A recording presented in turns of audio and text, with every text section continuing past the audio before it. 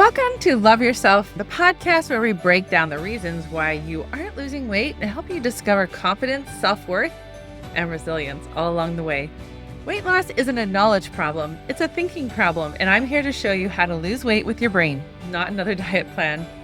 So as you listen, notice what resonates with you, and if something clicks or you want to go deeper, I would love for you to book a call with me right after the episode.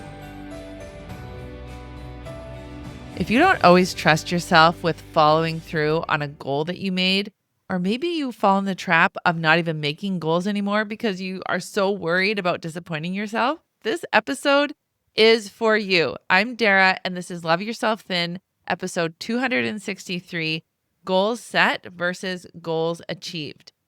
So where do you fall in this camp where you get really excited and you write down all these goals and right now in my membership, we're doing a Love Yourself This Summer challenge where we have the summer bucket list and I have all these different books that we want to read or beaches that we want to visit or races that we want to be in or quilts that we want to submit for the fall fair or have so many quilts that we want to submit to a charity or go to museums. We have all these really great aspirations. So where does it fall short? Where does it go from I'm really motivated and I want to do this thing and I feel really good about it and I like all my reasons, yet at the end of the summer or midsummer, we're far from our goals. Where is that disconnect? Okay. So today I'm going to focus on two things. I'm going to focus on burnout from our goals, why that happens, and I'm going to help you understand, do some troubleshooting of why is that happening for you specifically and how we can create a system or some strategies to help avoid that. Because as a life coach, I'm here to help you with your life. So sometimes people will ask me, what's the difference between a life coach and a therapist? And the interesting thing is, funny you should ask, I'm becoming a therapist. So I'm doing my master's degree in counseling because I want to work on the trauma piece of why we aren't moving forward. But in the first 6 months of me being in school, one of the things that I'm learning with becoming a therapist is a life coach and a therapist, we do very similar things. And in the base of the therapy that I'm learning so far, I'm a newbie, but the therapist looks at the maladaptive coping strategies of the client. But we take a bigger picture. So we look at the family history, we look at their socioeconomic, we look at their culture, we look at all these different factors. And we do the same thing in coaching in a very similar way. So let's talk about why burnout happens. So I want you to think about in your life, when have you felt burned out? And just think of a specific example. So maybe when you were at university, at school, maybe if you've overdone it in some way. Versus when you have been in an experience of your life where things are really busy and you've got lots going on and people will often say, oh, your life is so busy, and you don't feel burned out. You don't feel that exhaustion.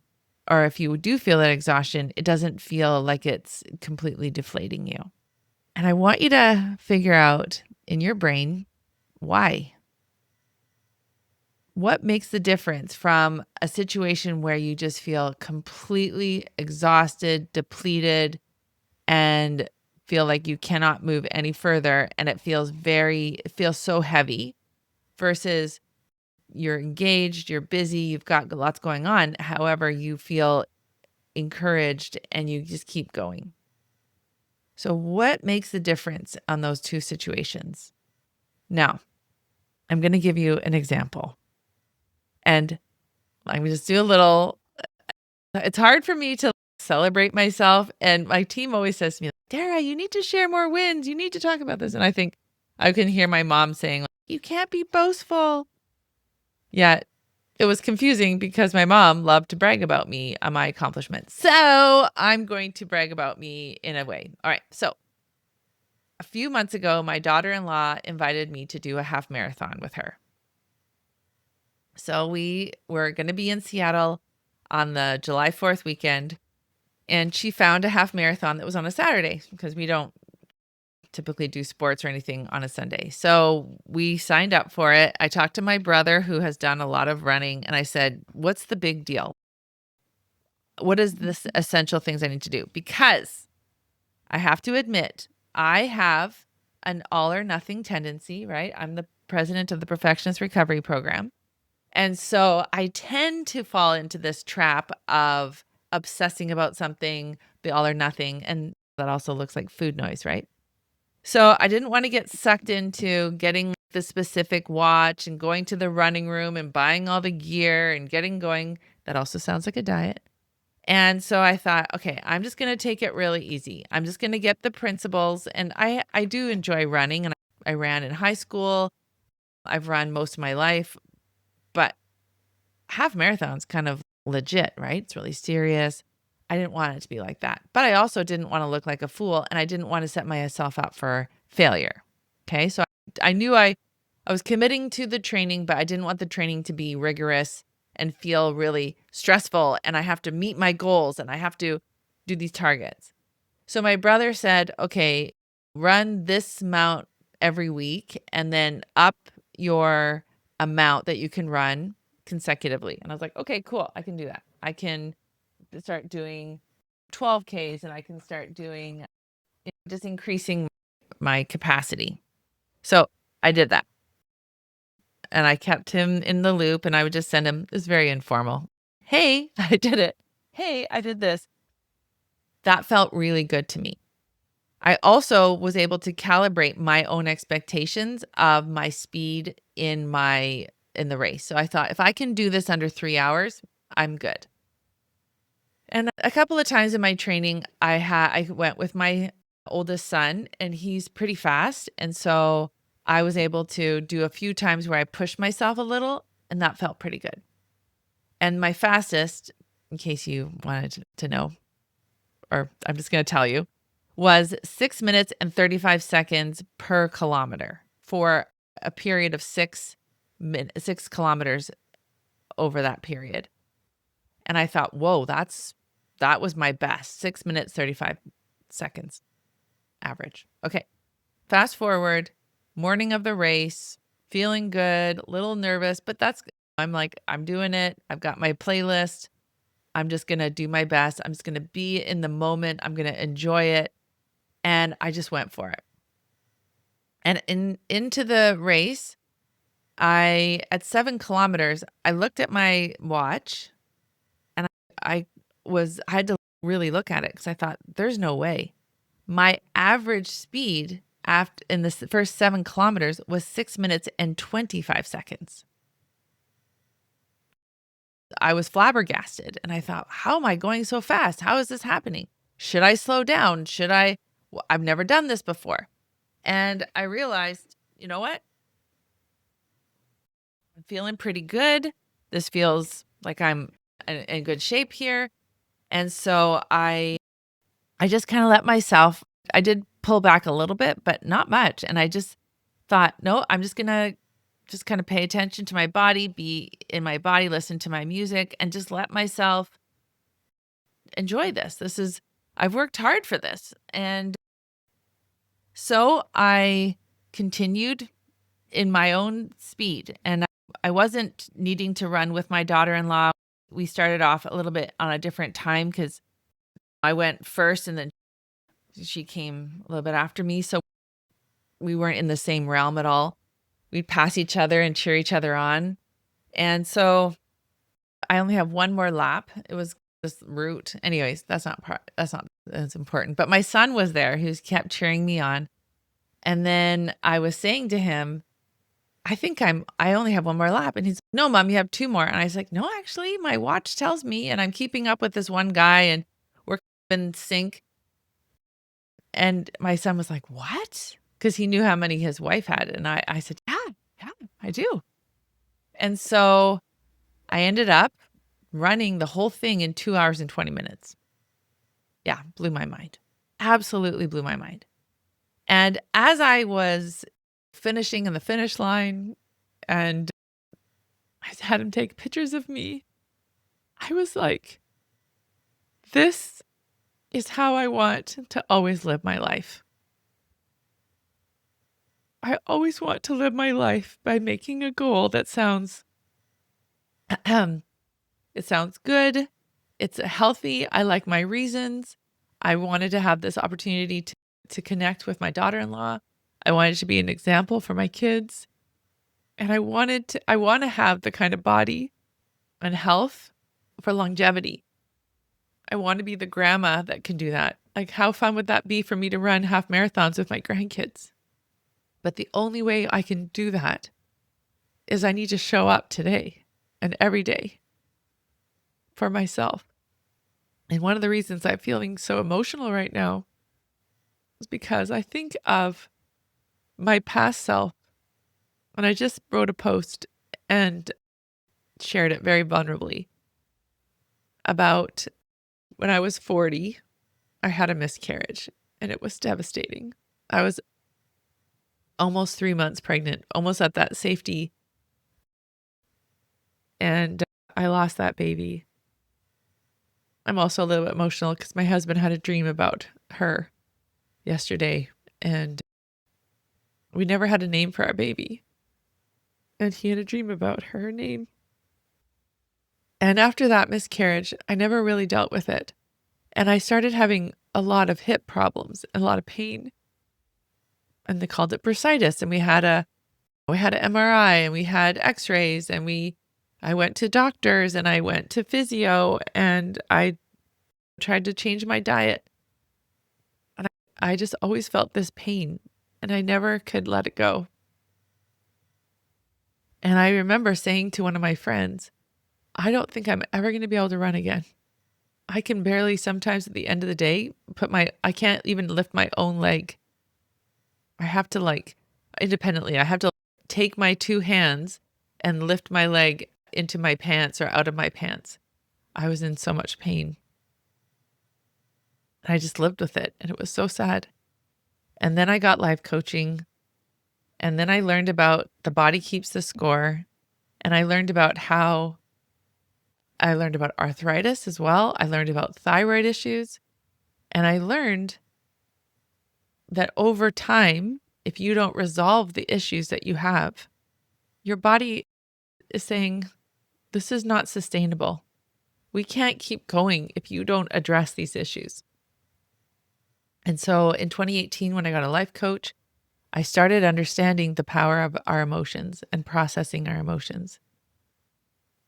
And it took me 2 years to find the right coach and to be in the right headspace.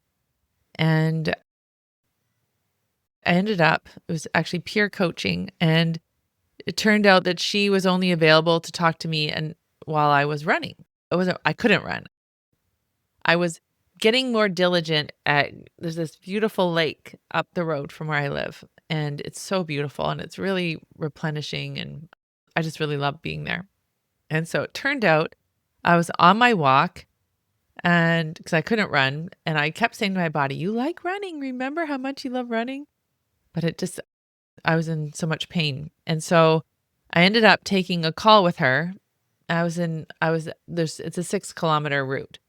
And so that 3 kilometers and we had this really powerful session where I released the sadness of that little baby that I never got to hold and to see her. And she just walked me through grieving. Like, I'll never nurse a baby again. I'll never raise her. I'll never have that opportunity to have another baby. That chapter was closed. And I cried just like I am right now. And I let myself just feel all the grief and the sadness. And then I went back on that trail And I said to my body, you can run again. It's okay. It's okay to be sad. It's okay to let that go. But you actually love to run. And I started to run, and I would feel the pain in my left inner hip. I say, it's okay, baby. It's okay, baby. It's okay, mama. And one of the reasons I'm going to I have an awesome editor, Alyssa, is going to edit this, but I want to just be so real with you right now because I think that there are so many details. There's so much emotional baggage that us women over 40, we didn't know how to resolve. And what were we taught when we were kids? Buck up, right? You're going to cry. I'm going to give you something to cry about. So it feels dangerous to cry. Even right now, I'm like, oh, should I take a walk and have her edit it out? No, we need more vulnerability. And people are mean on the internet. They sure are. But you know what else? There's a lot of people on the internet who need this help. They need this message. And so the problem is, if we keep making these goals like, I need to lose 50 pounds, or I need to have my house clean, or I need my kids to be a certain way for me to feel good, we're so attached to them, to our own worth, that we burn ourselves out in the process and we exhaust ourselves. And what happens is, when we don't trust ourselves, and when we don't trust ourselves, we don't have confidence. And then we go back to old childhood patterns of needing external validation. And then we never get our own back. I'm a Christian, and I was listening to about Saul today and on my run, and he wasn't supposed to do the offering, right? The burnt offering. And the people were getting distracted and they were getting antsy, and he was losing them. So he decided to do the burnt offering. And then Solomon came and said, what are you doing? And he said, the people are getting antsy. Oh, wait a minute. Is it the other way around? Oh my gosh. I'm getting Saul and Solomon mixed up. Anyways, I'm not going to worry about it. So he was like, if you just waited a few more minutes, I was coming. He couldn't wait. And when he said that, and if you're not Christian, that's okay. It's just a Bible story too. But how many times do we do that in our life where we feel like this fear of other people's approval versus our own approval? And when we look at weight loss, for example, if we feel so anxious and nervous and scared that we can't get other people's approval, then what do? We rush around with, oh, I'll just do keto. Oh, I'll just do this. I'll just do that. Instead of slowing the boat and saying, okay, what is the point in the first place? What is the point of me wanting to lose weight? Am I doing it because I need other people's approval? Or am I doing it because I want to be in a healthy body? Why do I want, what are the reasons why you want to do things? But not only the reasons, but the process. So I said that I would share, how do we avoid burnout? The biggest underlying foundational piece of all of this is understanding that you are always 100% worthy. And so you don't have to prove yourself to anyone. And so when I tell the story about my half marathon and feel very even awkward, yeah, look how much I was awesome. Look how good I was, blah, blah, blah. It's not about that. I think one of the most powerful lessons that I learned from this whole experience is that I approached my half marathon in the same way as I finally approach weight loss. I finally approached in 2018. I finally decided I am no longer going to beat myself up. I am no longer going to use difficult, unsustainable to me tactics. And I am going to always, when I make these decisions, I'm going to do it from love and compassion. I'm going to allow myself the opportunity to explore, why am I this way in the first place? What were all those little steps day after day that had me eating more than my body needed? And it finally gave me permission to look at, wow, Dara, you're spending a lot of time overeating because you are trying to stuff down all your emotions and you don't have the ability, or you're not giving yourself time or the skills to work through all these hard emotions. So no wonder food, it literally just stuffed down, it like muted the noise. But when I could finally give myself the chance to address the real issues, the sadness, right? Just like with this really sad miscarriage, when I finally gave myself that opportunity to work through it, then I could get that objectivity. And knowing that I'm 100% worthy, I don't have to prove myself to anyone. And what I think of me matters most. I also believe that what God thinks of me also. And the thing is, and the reason I can say 100% worthy is that I'm one of his creations. He doesn't create junk. But if I keep believing the lies of, in order for me to be a certain of value to others, I have to look a certain way, or I have to make a certain amount of money, or I have to be clever on the internet, then that's a lot of pressure. And that, no wonder it feels like I'm burning out, because that's not sustainable. So I'm really glad that I'm able to share these thoughts with you.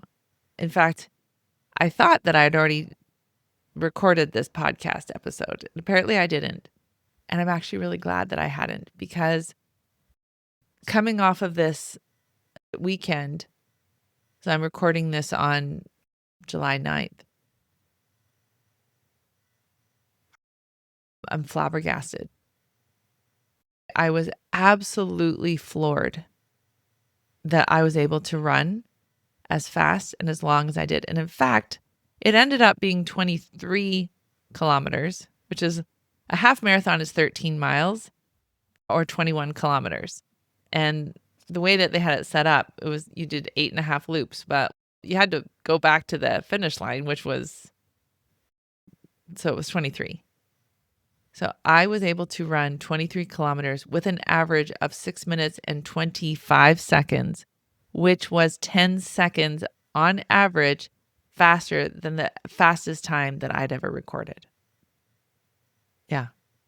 So that kind of mind-blowing is the very similar mind-blowing of, I'm able to be all through perimenopause and menopause.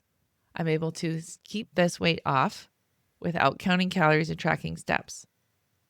But and every day I weigh myself, and when the scale goes up, I say, what's going on, girl? When the scale goes down, I say, hey, we're on the right track. And so I do not beat myself up. That's a non-negotiable. I get curious, and I increase my compassion and love. And that's what happens inside Love Yourself Then. That is why I create this podcast. It's like the lighthouse, or the whatever, the tower, the battle tower or whatever. Hey, did you know you don't have to diet anymore? Hey, did you know you didn't have to be mean to yourself anymore? Hey, do you know that you don't have to be thin in order for you to be happy? Hey, did you know that the more happy you are, the less you're going to weigh? if you want to lose the weight? Because you're not turning to the food. You're not buffering with the food. And you're actually listening to yourself. This has been really fun to share this with you. It's a very candid, off script, very let's do this kind of approach. Some podcasts are way more scripted. They're I've got my psychology, I've got my people that I'm talking about, the different, because we need all of it, right? We're all different. And when some things land better and other times better, okay? So I'm here. I'm here to help you. And I do want to, before I go, I want to invite you to do what one of my sweet clients, brand new client, and she listened to so many episodes and she was so invested. And I had a meeting with her yesterday and I said, tell me about why the podcast was so helpful. And she said, because one of the things, we had this intake meeting and she talked about self-care. And I said, what does self-care look like for you? And she said, joining your program, practicing loving myself. And then I said, when I asked her what was the big thing takeaway from the podcast, and she said, I don't beat myself up as often. I'm interrupting my vicious cycle. I want that for you. And since joining, even before joining, she's lost that physical weight because she really has implemented so many of the strategies, skills, and tools in this podcast. Now, imagine what's going to happen inside my program when you actually have a coach and a community and you have real tools to help you. Not just, I'm just going to think about it and I'm going to change. No, like real tools. Let's work through this. Let's take the one thought and work it through. Let's take this emotion and what do we do with it? Let's take this goal and let's look at what's going on. Let's look at your part without beating yourself up and that objectivity. All right, this is a long one. It's a good one, but I can't wait to hear from you. Now, I have some spots on my calendar where I call them diagnosis calls or discovery calls, whoever you want to call it.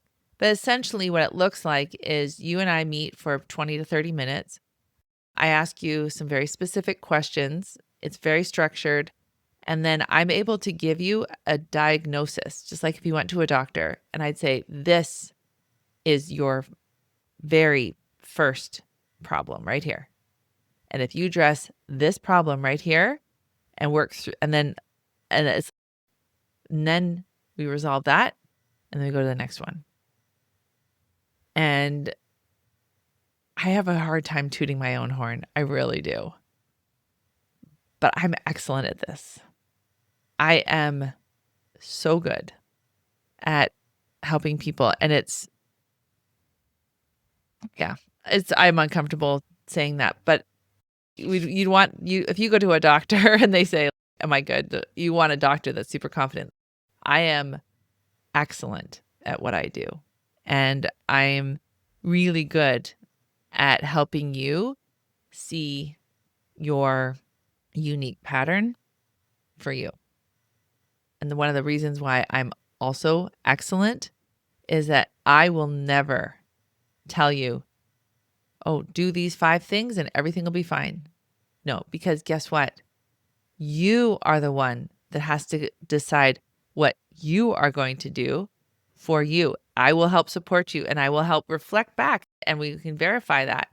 But you are your own unique person. You have your own unique obstacles. So how would I know exactly what you should do? That's not my job. My job is to help direct your brain to discover your unique problem and discover your unique solution. And then the tools will come. Just like a builder, you can decide, this is the kind of house that I want to have.